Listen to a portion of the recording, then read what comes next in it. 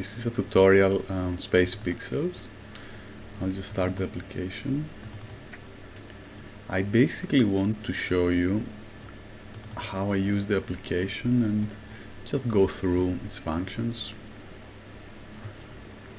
Okay, what this application can do for you is you can load a set of aligned, calibrated fits images, and it can detect moving objects on them. So I will just import a set of its files and go through some of the functions of the application. I will start with a set of imaging apophis. As soon as we import a set of images, first of all they need to be 16-bit monochrome fits files.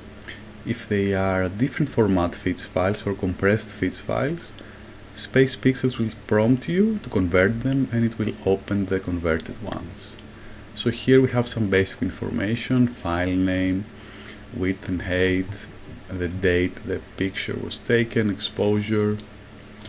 Now normally all pictures should be the same exposure, but this dataset has a couple which are higher exposure, and for the purposes of this demonstration it doesn't matter. Also the location that the image was taken, which is for some cases important. And finally, if the image is solved, and for most of them here we see no, no, no, but for one we see yes. This information comes either from the fits header, or SpacePixels itself can solve one of the images using either astrometry.net or ASTAP. Let me just quickly go through the settings, the various screens. So here, astrometry config, you can choose, if you have installed ASTAP and you would like to do local plate solving, you can choose its path, and you will see a pop-up confirming that indeed it has been found. Just below it is some information in case it is not on the fits header, to have some more information that will help identify a moving object. So either an observatory code, this is used for a Skybot, I will show you later. If you do not have anything here, a default will be used, or a site latitude and longitude. Further below in the settings there are some parameters which are not yet used related to near solving, but ASTAP, to be honest, works so well that I actually haven't got around implementing that yet.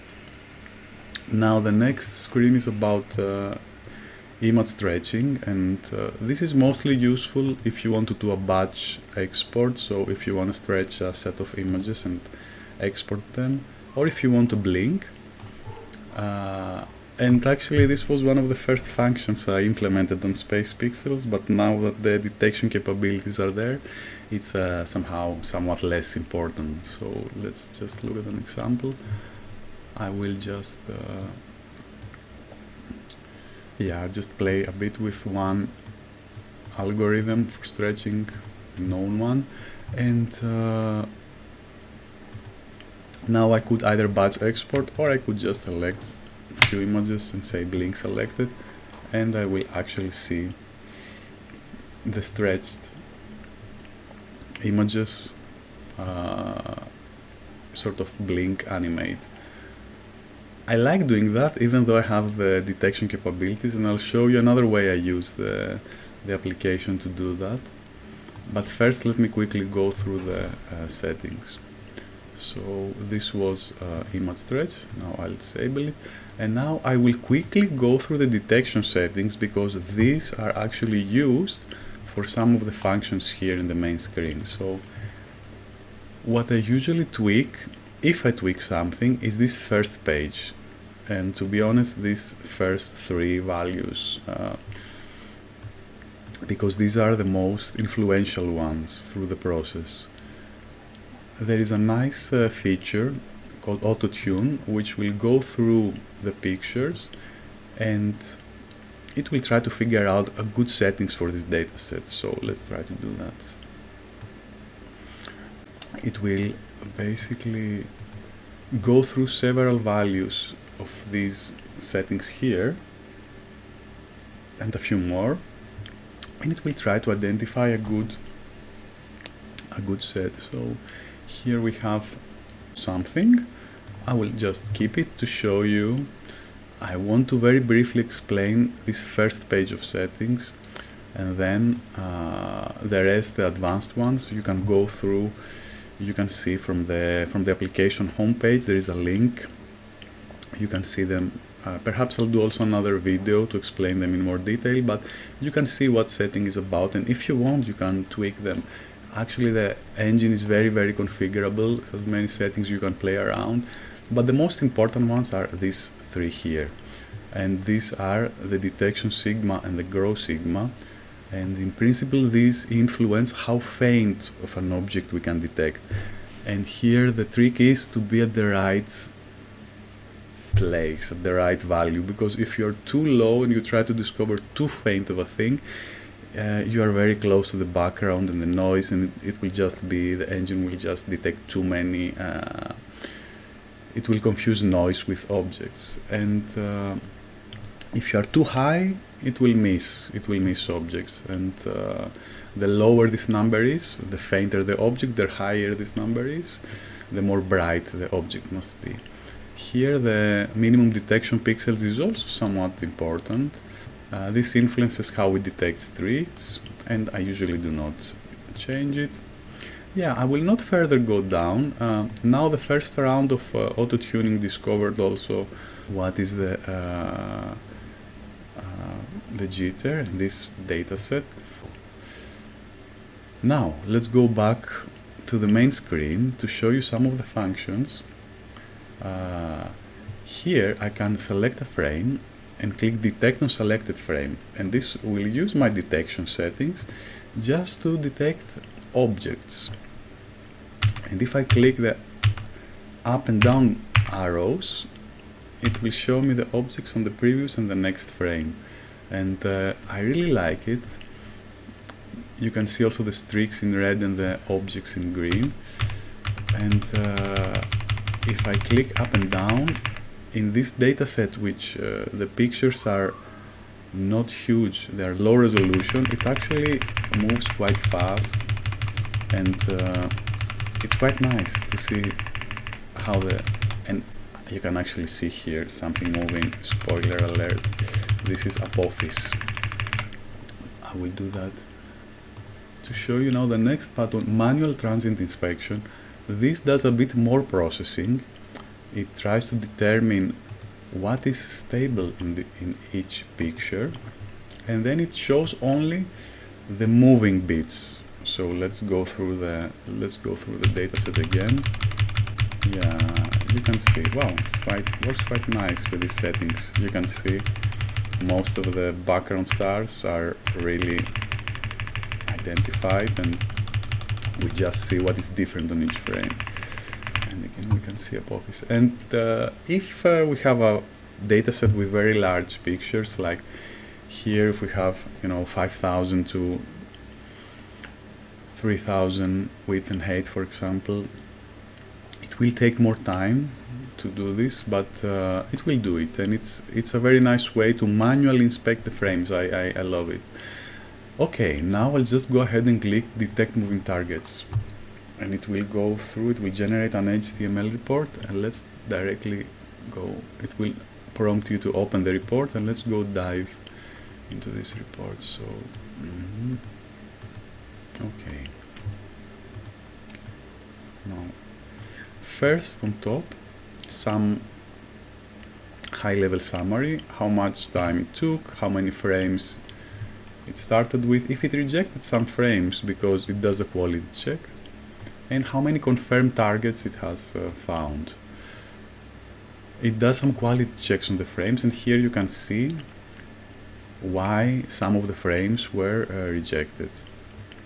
Now here, and actually I believe it rejects the last two frames, which were, yes, 180 seconds, because it thinks these are very different than the average, something is wrong with this. It probably thinks that these frames are, there's some light leak, and it just disregards them, which is a good practice if we have a homogeneous data set. Now here, the astrometric context, like I explained in the beginning, because we just need one picture to have astrometric information, and then the same information can be used for all pictures because they are aligned. This is the assumption. So since all the images are aligned, we just need to have one picture with astrometric information, and then this can be used to identify objects that we find. Now let's go further down. Here we have all the settings for the pipeline, and you can even download them and then use them for another run. That could be useful just for historic reasons, because you might want to reuse the setting for a specific data set. Let's go further below to explain to you also now how it really works. This is a very good way from the median stack to understand what is stable in the picture and look outside this median stack to find moving things. So let's go further below, some statistics, background, sigma, the area that we are searching for objects, the faintness, I would say, of the objects we can detect. And here we have some statistics about objects it found. So from the 121 objects it found, it identified that 113 are stars, so stable things, and then 8 were outside of this stable. 8 were identified as transients. And then we can see here on each frame how many objects it detected, which are transients. And then it tries to link all those objects to form tracks.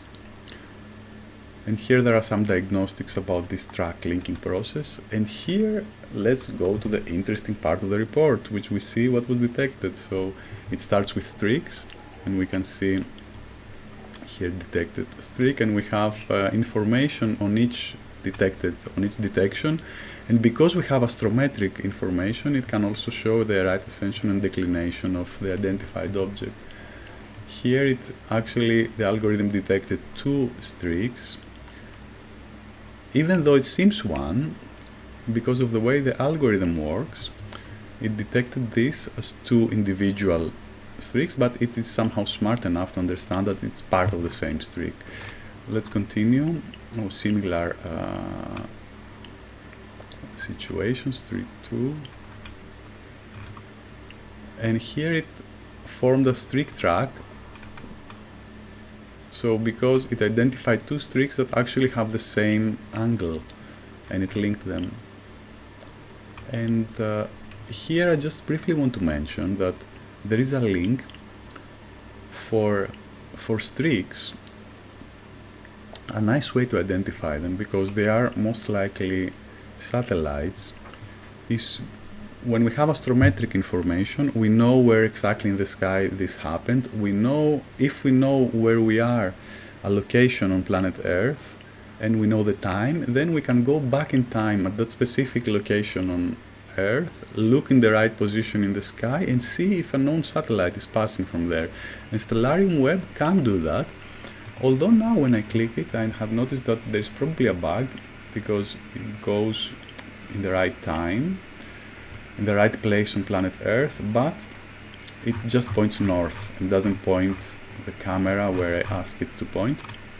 Maybe this is a bug on Stellarium Web, maybe this is a bug on this link that SpacePixels creates. In any case, it's very useful to go at that time and at that place and look at the sky.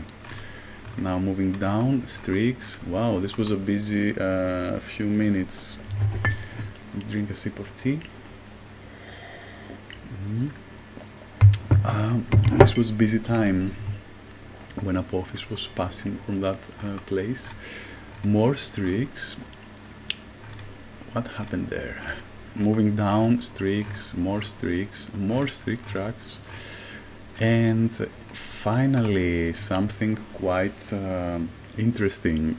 This is really what it's about. So it did found this moving object. It formed a track, and it's a time-based track. So this means that the object is moving at a constant speed.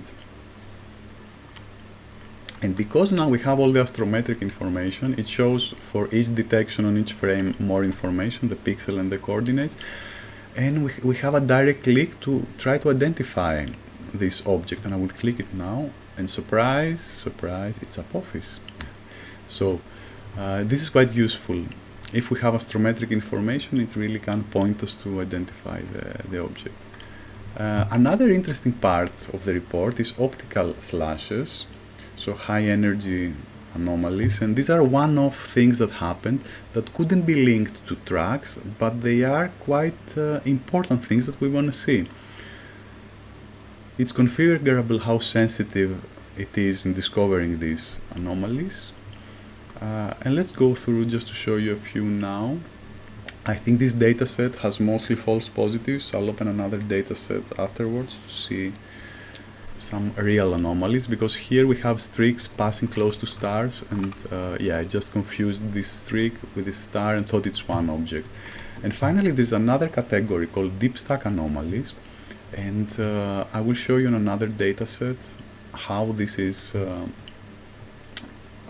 another useful way to discover very slow moving objects. So let's go further below on the reporting. We can see overlaid on the actual image, 1-to-1 pixels, all the detections. This is the track, these are streak tracks and streaks and anomalies. And it's a nice way to see in one picture what happened, and the two pictures below do the same thing in a different way. This exact footprint map shows on a 1-to-1 scale using a time-mapped color code. So the first frame is blue, the last frame is red, and the frames in the middle have this sort of color coding. And you can see again in one picture on 1-to-1 pixel scale, so using exactly the pixels of the discovered objects, what happened. And here is Apophis moving, and these rainbows are very interesting things to notice in these reports, because it means that an object moved consistently in many frames and close to it, on a close location on each frame, and it's either noise or a real object moving. And here is the same information but a bit exaggerated without the streaks, and this is very useful because in very large pictures this image is difficult to interpret, but this one, because it's exaggerated, you can see in a single picture again what happened if we have very large resolution. I'll go directly and import another dataset to show you a few more features, especially in the reporting. So let's go. Now I will import a special dataset called artificial, where I have actually injected an artificial object. Let's go through an auto-tune round.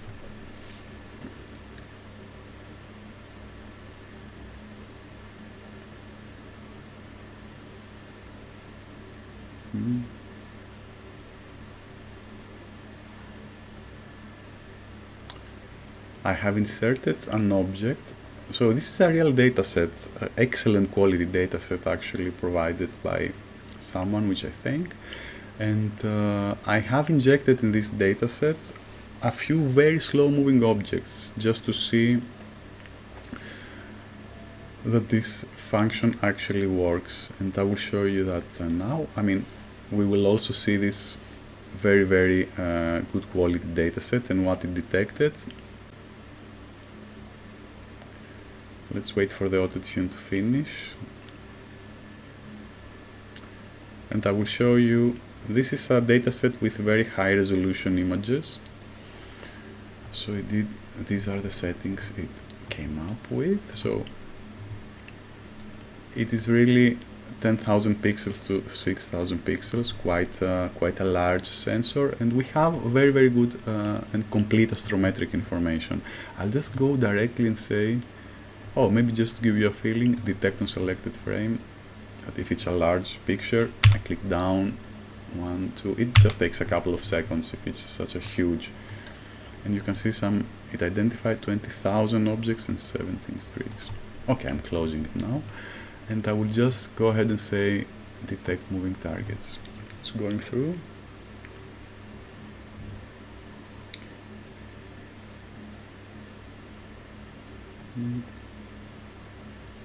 So now it's generating the report.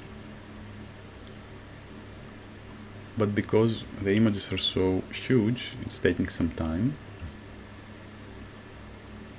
And there is a protection mechanism. If you go very close to the noise level, it will actually, you know, give you a warning and said, hey, look, you like discovered more than 50 objects. And usually this is noise, you know. Do you really want to go through producing all these pictures and taking up space? And you should say no, actually.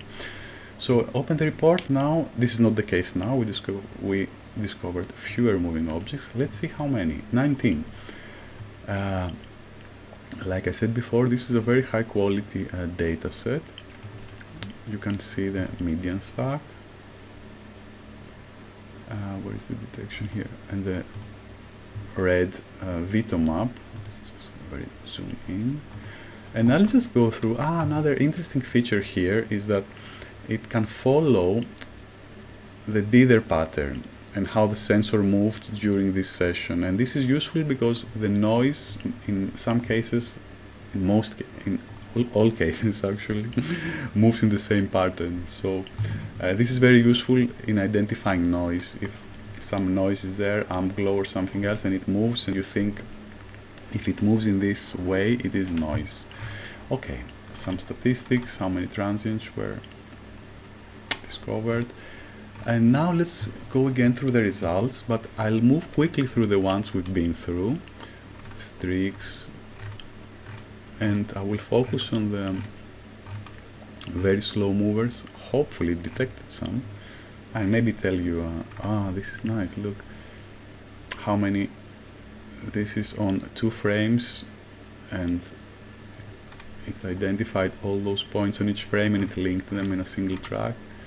Same here. Oh, here even more frames.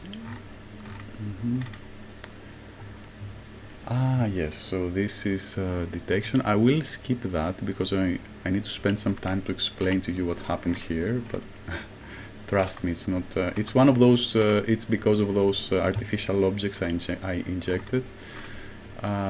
This was real fun. So this is something real from the dataset, and I was really confused for a couple of days, like, what is this object? And it moved quite erratically, and then actually I noticed that it moved. That's why I implemented this feature, because after I realized it's probably some amp glow that wasn't calibrated, or something in the flat processing that wasn't perfectly calibrated. And after I noticed that it moved in the same way as the dithering pattern, I implemented this feature to help identify these cases.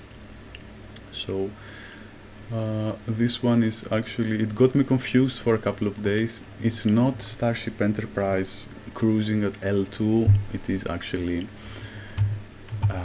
probably amp glow following the dither pattern and captured in 3 frames, which it happened to form a track. Anyway, let's go further below. Let's see now the high energy anomalies. It's the same case where a streak happened to pass close to a star. This is a small part of a streak that was not linked to another streak. This is probably a cosmic ray from the shape and from what happened before and after. Probably another cosmic ray, or maybe not, because here we see a streak. Maybe this was something from the passing object, or not. Yeah, again, something is there, and it's also here actually. Quite interesting. Now let's go to the more interesting part, which are these deep stack anomalies. In this dataset we have some. This is I think a false positive. Yeah, it's very dim, and I think it's just a false positive, this one. Look here, this second one, I can already see here it's one of those artificial objects I inserted, and it moves very slow. And what is happening here is that just because this is moving very slow, it is somewhat visible in the same location, in a similar location in most frames. So it is part of the median stack, you can see. So the median stack has a signature for this moving object, and because the median stack has a signature, it gets discarded from the normal discovery engine because it thinks most of the time it's a stationary object. But there is a way to do another kind of stack, this slow mover stack, and from that stack you can actually derive these very, very slow moving objects, and this is one. So the algorithm is working quite well in discovering these objects. Let me see. This is another one. It's even more obvious here. Another one, 3. Let's see. I injected 5. 3 so far. This is probably a false positive due to jitter. Here it's not one of my objects, so it's either a false positive, looks like it. It's very interesting to see this part of the report, and you can quickly see. That's why I have all this information. You can quickly see if it is probably a false positive or not. If the median stack looks quite similar to the maximum and the slow mover stack, then it's probably it's a false positive. Here, yeah, same here, same here.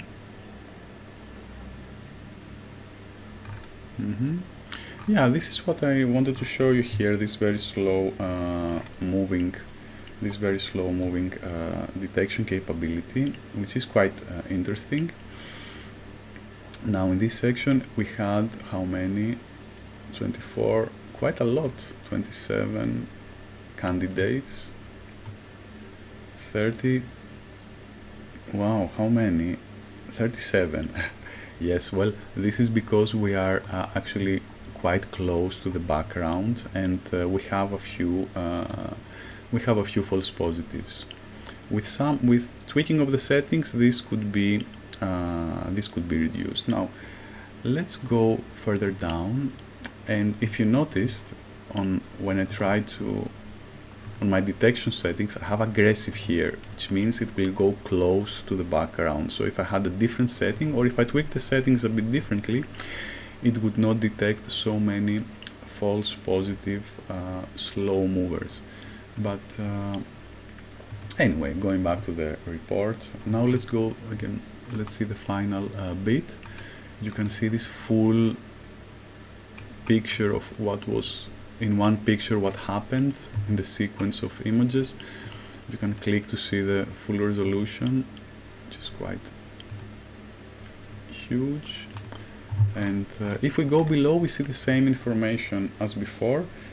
With here you can see what I explained to you on the previous dataset. Because the resolution was low, we could easily see what happened in one picture. But here, because the resolution is so large, we actually cannot very easily see what happened. And here, let me go very quickly to show you. But we can in this picture. So in this exaggerated view without the streaks, this is just the points. We can have a quick idea about what happened in all the frames, again in the same manner of time-tagged color coding. And this is the noise I was telling you about that moved like the dither pattern, and we can see it more. We can see it here. Yeah, so these are rainbows. It means something moved in all frames and close in this vicinity. And if you notice, it follows a similar pattern as the dither pattern, so it is almost certainly noise. Okay, I will just explain another feature quickly, and by importing another dataset, which is a large dataset. So here we have a warning that we are importing a large dataset and we might not have enough memory to process it, which could be the case. So now the application is configured to use most of your memory. So if you don't have enough memory and you import a large dataset and you click detect moving targets, maybe you will get an error. But that's why I have this button, because on large datasets I can just say just go up to 30 frames. It will actually select, it will start from 5, 10, 15, 20, 25, 30 frames, and it will select maximum distance frames, and it will run the pipeline with those frames. So if we have a 5-hour session and in the first pass with 5 frames, it will just select frames with a distance of 1 hour between them, and it will run the engine, and it will give a high-level summary report, and you can dig into the individual reports. So for large datasets, if you get an error using this button, use that instead, or you can manually separate the dataset in different directories. This is also an option. Let's see the high-level report, how many tracks it found on each case. Now I use the settings from the previous auto-tune, so this is too sensitive for this dataset, but you get the idea. I will just open this one, see the individual report.